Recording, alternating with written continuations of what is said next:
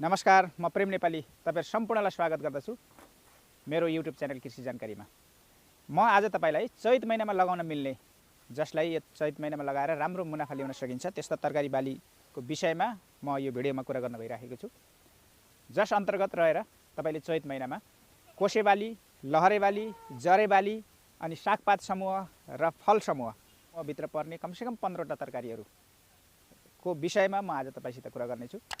कृपया भिडियोमा अन्तिमसम्म रहनुहोला किनभने यो भिडियो एकदमै रोचक बन्नेछ। ढिलो नगरी म सुरु गर्नेछु। सबैभन्दा पहिले कोसे बाली अन्तर्गतको तरकारीमा यो चैत महिना यो तरकारी खेतीको निम्ति एकदमै उत्तम महिना हो। गर्मी सुरु भइसकेको छ।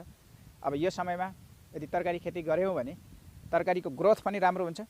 आम्दानीको हिसाबले तरकारीहरु तयार हुनुपर्ने हो, एकदमै राम्रो प्रकारले तयार हुन्छ र मूल्य पनि यी तरकारीहरुको आउँदो दिनमा राम्रो मूल्य तपाईले पाउन सक्नुहुनेछ। त्यस मध्येको सबैभन्दा पहिलो तरकारीको विषयमा म कुरा गर्दैछु, त्यो चाहिँ हो तनेबडी खेती। तनेबडी खेतीलाई अब यो चैत महिनाको सुरुवात सँगै तपाईले सोझै जमिनमा ड्याङ बनाएर रोप्न सक्नुहुन्छ। अनि यसलाई रोप्दा बिउमा तपाईले चन्द्र 041 जातको बिउलाई तपाईले छनौट गर्न सक्नुहुन्छ। यसरी नै खोमल तने, सर्लाही तने जस्ता जातहरुलाई तपाईले तनेबडीमा बिउ चयन गर्न सक्नुहुन्छ। र अर्को एउटा तरकारी जो कोसे बाली अन्तर्गतको त्यो चाहिँ हो सिमी खेती।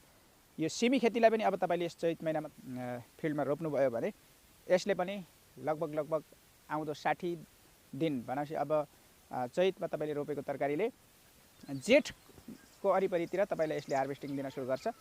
यसबाट तपाईले राम्रो इन्कम चाहिँ तपाईले ल्याउन सक्नुहुन्छ। सिमी खेती गर्दा तपाईले चौमासी सिमीलाई रोप्न सक्नुहुन्छ। यसरी नै अहिले एकदमै राम्रो जात मध्येको सिमी चाहिँ छ, त्यो चाहिँ मन्दिर, त्यो जातलाई पनि सिमी खेतीको निम्ति चयन गर्न सक्नुहुन्छ। अब अर्को बाली समूहको विषयमा कुरा गर्दैछु। त्यो बाली समूह चाहिँ हो लहरे बाली समूह। लहरे बाली समूह अब मैले भनिसकेँ चैत महिना अब टेम्परेचर बढिसकेको छ। तपाईले पहाड, मध्य पहाड, खोज बेसी, तराई जुनसुकै ठाउँमा पनि अबको समयमा यो लहरे तरकारी बालीहरुलाई खेती गर्न सक्नुहुन्छ। यी समूहका तरकारी खेती मध्येमा सबैभन्दा पहिले तरकारी मैले लिएको छु काँक्रो खेती। यो काँक्रो खेती अब गर्मीको समयमा एकदमै खोजिने तरकारी खेती मध्येको पर्छ। यो सलादको निम्ति प्रयोग हुने, त्यतिकै बसेर पनि हामीले ल काँक्रो खाऊँ भनेर खान मिल्ने किसिमको यो जुन तरकारी हो यो काँक्रो खेती गर्मीमा जब बढ्दै गरेको गर्मीमा एकदमै तपाईलाई राहत दिन सक्ने यो तरकारी खेती हो। यसबाट तपाईले आउँदो दिनमा राम्रो मूल्य चाहिँ जनरेट गर्न सक्नुहुन्छ। काँक्रो खेती गर्दा तपाईले भक्तपुरे लोकल काँक्रोलाई खेती गर्न सक्नुहुन्छ।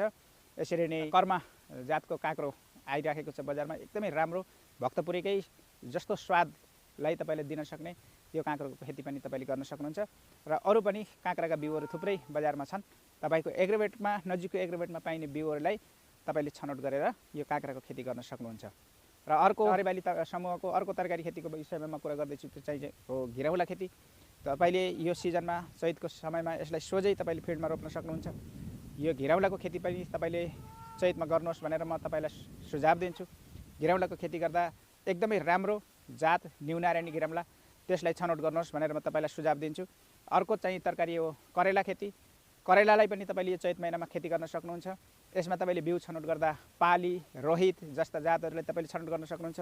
र अर्को तरकारी खेतीको विषयमा म कुरा गर्दैछु लहरे तरकारी मध्ये लौका। यो लौकालाई पनि तपाईले यो चैत महिनामा तपाईले खेती गर्न सक्नुहुन्छ। र अझै राम्रो यो समयमा चैतको महिनामा एकदमै राम्रो मूल्य दिन सक्ने र धेरै उपभोक्ताहरूले खोजेको चाहिँ तरकारी खेती चाहिँ हो त्यो तरबुजा खेती। त्यो तरबुज खेती वाटरमेलन फार्मिङ, त्यसलाई पनि तपाईले यो चैतको महिनामा तपाईले खेती गर्न सक्नुहुन्छ। तरबुजको खेती गर्दा तपाईले लक्ष्मी 747 जातको तपाईले तरबुजलाई खेती गर्न सक्नुहुन्छ।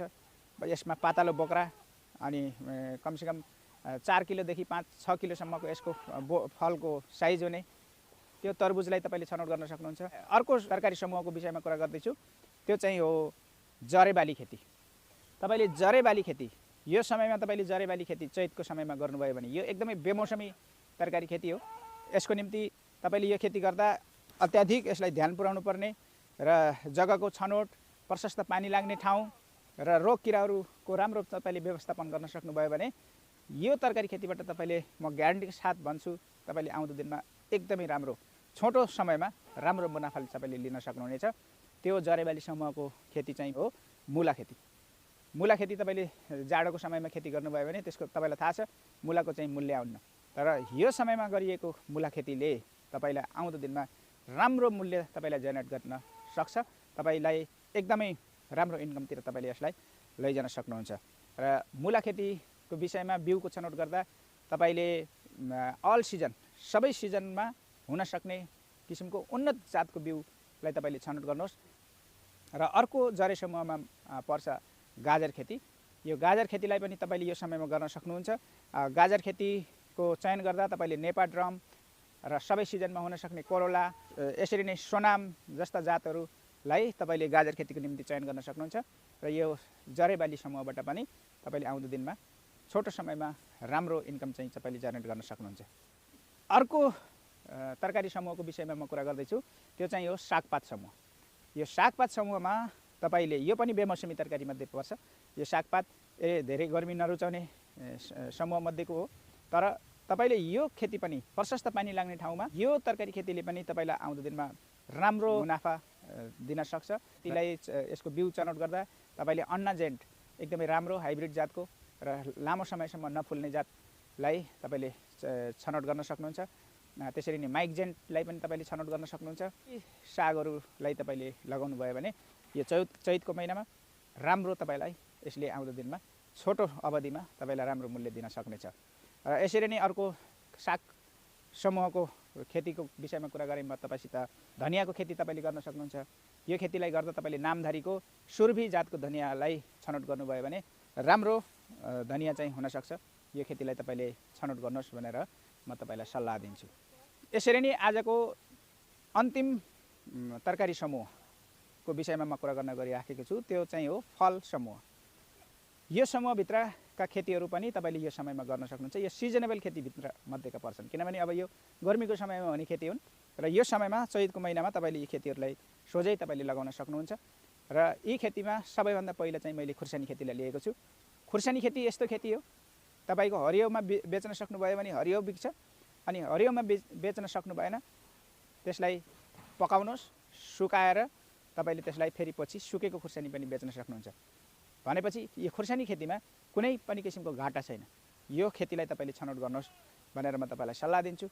यसरी नै तपाईँले फल समूहको खेतीमा तपाईँले भान्टा खेतीलाई चयन गर्न सक्नुहुन्छ। भान्टा खेती पनि यो चैतको समयमा गर्नुभयो भने यसले पनि राम्रो आम्दानी तपाईँलाई जेनेरेट गर्न सक्छ। यसरी नै टमाटर खेती, अब टमाटर खेती यो समयमा चैतमा लगाएर तपाईँले यसको खेती गर्नुभयो भने चैतमा लगाएर तपाईँले यो टमाटरको खेती गर्नुभयो भने तपाईँलाई जेठ असारबाट यसले तपाईँलाई पहिलो हार्भेस्टिङ दिन सुरु गर्छ। अनि त्यति बेलाको समयमा टमाटर बजारमा सर्टेज भएको हामीले 2-3 वर्षदेखि लगातार देखिराखेका छौँ। राम्रो मूल्य तपाईँले यसमा टमाटरको खेतीमा पाउन सक्नुहुन्छ।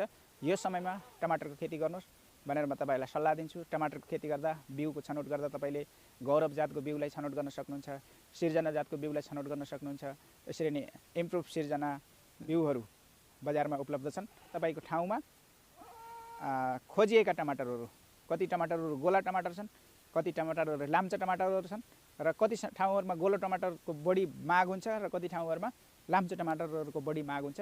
तपाईँको ठाउँमा कुन टमाटर उपयुक्त हुन्छ, बजारले कुन टमाटर तपाईँको ठाउँमा खोज्छ, त्यो किसिमको टमाटरलाई छनौट गरेर तपाईँले टमाटरको खेती गर्नुहोस् भनेर म सुझाव दिन्छु। यसले तपाईँलाई आउँदो दिनमा राम्रो मूल्य तपाईँलाई दिन सक्नेछ। र अर्को अन्तिम आजको फल समूहको र यो भिडियोको अन्तिम तरकारी खेतीको विषयमा म कुरा गर्दैछु, त्यो चाहिँ हो सिमला मिर्च खेती। सिमला मिर्च खेतीलाई पनि तपाईँले यो चैतको समयमा गर्नुभयो भने यसबाट पनि तपाईँले राम्रो इन्कम चाहिँ तपाईँले जेनेरेट गर्न सक्नुहुनेछ। सिमला मिर्चको बिउ छनौट गर्दा तपाईँले क्यालिफोर्निया वन्डर जातको बिउलाई तपाईँले छनौट गर्न सक्नुहुन्छ। इन्द्र जातको बिउलाई तपाईँले छनौट गर्न सक्नुहुन्छ। यसरी नै सागर जातको बिउलाई तपाईँले छनौट गर्न सक्नुहुन्छ। अरू पनि थुप्रै बिउहरू तपाईँको एग्रोभेटमा पाइन सक्छन्। ती बिउहरूलाई तपाईँले सिमला मिर्च खेतीको निम्ति छनौट गर्न सक्नुहुन्छ। हस् त, तपाईँले यो भिडियोलाई अन्तिमसम्म हेरिदिनु भयो, यसको निम्ति धन्यवाद। र यो भिडियोमा लागेका तपाईँका जिज्ञासाहरू केही छन् भने कमेन्टमा तपाईँले भन्न सक्नुहुन्छ र जति म यसबाट जवाब दिन सक्छु ती जवाबहरू म तपाईँलाई दिनेछु। र आउँदो दिनमा यस्तै किसिमका कृषि सम्बन्धी जानकारीमूलक भिडियो हेर्नको निम्ति तपाईँले मेरो यस च्यानल कृषि जानकारीलाई सब्सक्राइब गर्न नबिर्सनुहोला भन्दै आजलाई म प्रेम नेपाली तपाईँहरू माझबाट बिदा हुन्छु। नमस्कार।